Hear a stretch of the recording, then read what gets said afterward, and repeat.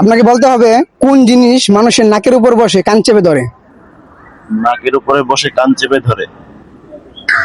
এমন একটা জিনিস আছে যেটা মানুষের নাকের উপরে বসে কান চেপে ধরে, মানে জিনিসটা কি? বাইরে থেকে কেউ চান্স দিবেন না। না ক্লু দেওয়া যাবে কেন? না, দেওয়া যাবে না। ক্লু দেওয়া যাবে না। না, বাইরে থেকে সাউন্ড দিলে বাদ দিয়ে দেবো। নাকের উপরে বসে এটা কান চেপে না,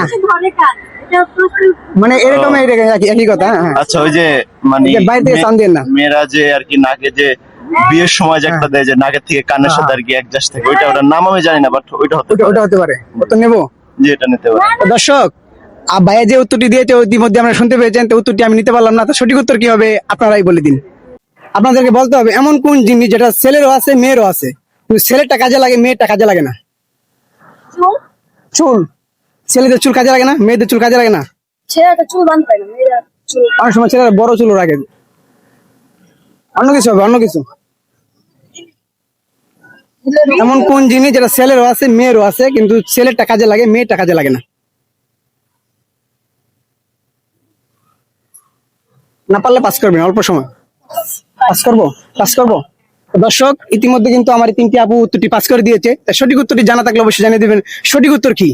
আমি কিন্তু এখানে অনেক মানুষকে ধারদা প্রশ্ন জিজ্ঞাসা করার জন্য আসছি। আপনারা হয়তো জানেন, যারা আমার ভিডিও দেখেন, মানুষকে আমি বুকলি এবং দাদা প্রশ্ন করি। তো ইতিমধ্যে আমি ভাইকে একটা প্রশ্ন করেছিলাম, সে উত্তর পারে নাই। ভাই বলতেছে সে আমাকে একটা প্রশ্ন করবে।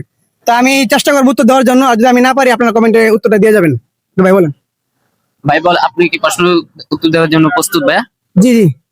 কোন জিনিস ঘাসের মতো সবুজ কিন্তু ঘাস নয়, সাগরের মতো পানি কিন্তু সাগর নয়, চিনির মতো মিষ্টি কিন্তু চিনিও নয়? কোন জিনিস? কোন জিনিস? উত্তর দেব? তো আমার সম্ভবত মনে হয় এটা ডাব। Right. রাইট। দর্শক, ভাইয়ের উত্তরটা কিন্তু আমি দিছি। তো এই ধরনের ভিডিও পেতে অবশ্যই আমার পেজটাকে ফলো দিয়ে সাথে থাকবেন। ধন্যবাদ সবাইকে। ভাই আপনার নাম কি? মাইফ। মাইফ। তো পড়ালেখা করেন না চাকরি? পড়ালেখা করি আর চাকরিও করি। পড়ালেখার পাশাপাশি চাকরি করেন।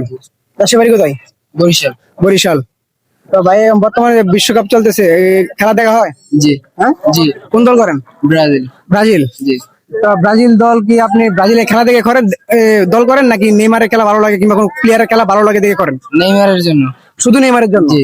তো নেইমার যদি বিশ্বকাপে আর না খেলে কিংবা ইনজুরিতে পড়ে যায়, সে সময় কি ব্রাজিলের খেলা দেখবেন না? নো। দেখবেন না? শুধু নেইমার খেললেই দেখবেন? জি। আর নেইমার ছাড়া খেলা দেখবেন না? না। আপনি নেইমারের ভক্ত নাকি? জি। তো ব্রাজিলের ভক্ত না? আমি নেইমারের জন্য ব্রাজিলকে সাপোর্ট। শুধু নেইমারের জন্য ব্রাজিলকে সাপোর্ট জি। করেন? তো আপনার মন্তব্য কি, ব্রাজিল নেইমার কি শেষ পর্যন্ত খেলতে পারবে কিনা? ইনশাআল্লাহ। কারণ প্রথম দুইটা খেলায় কিন্তু নেইমারকে দেখা যায় নাই, জি। তৃতীয়টা কিন্তু লাস্টের দিকে নামানো হয়েছে। হ্যাঁ, এখন সামনে যেহেতু তৃতীয়টা নামাইছে, ভালো খেলছে, সামনেটা আশা করি আগেই নামাবে। আগে নামাবে? জি, আশা করি। আর যদি দেখেন যে কোয়ার্টার ফাইনালে যে নেইমারকে দেখা গেছে ইনজুরিতে ফেলে দিয়েছে, এই সময় আপনার অনুভূতিটা কিরকম হবে? খুবই কষ্ট লাগবে, খারাপ লাগবে। খুবই কষ্ট লাগবে। জি।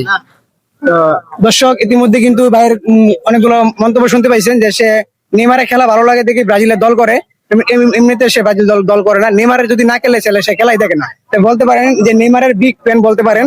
হ্যাঁ, নেইমার যদি না খেলে সে কিন্তু খেলা দেখে না। তো এরকম যারা আছেন যে নেইমারকে ভালোবেসে খেলা দেখেন কিংবা মেসিকে ভালোবেসে আর্জেন্টিনার দল করেন, দলের জন্য না শুধু ব্যক্তির জন্য, তারা অবশ্যই কমেন্টে বলে যাবেন।